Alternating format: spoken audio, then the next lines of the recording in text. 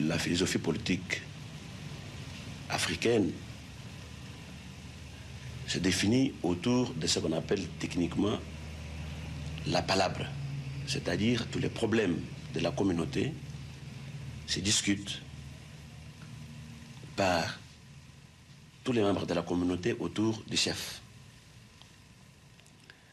Et tout le monde s'exprime librement dans son point de vue et arrive à prendre des décisions qui sont exécutoires. À un moment donné, les jeux ont un peu été faussés avec l'évolution de la vie politique chez nous. Quand on dit que le MPR c'est un parti unique, chez nous, nous préférons l'appeler plutôt parti national.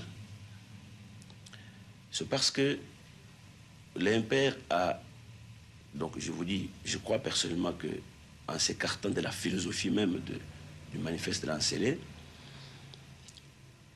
on a fait du MPR un parti qui n'est pas basé sur l'adhésion libre. Et à un moment donné, on a déclaré que tout Zaïrois, de par sa naissance, est membre du MPR.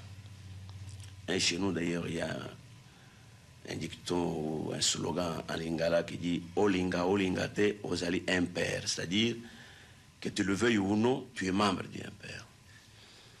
Or, dès que tout le pays, obligatoirement, tous les citoyens sont membres du MPR, or, comme dans un parti, il y a ce qu'on appelle le règlement intérieur qui entraîne la discipline du parti.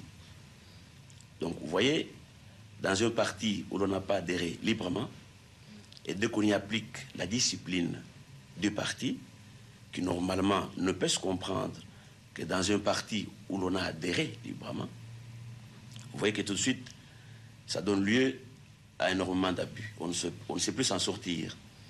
Et c'est là que j'ai dit que c'est là qu'on viole un peu les dispositions ou les options fondamentales du manifeste de Lancellet, qui, lui, a laissé l'ouverture même à l'existence de deux partis.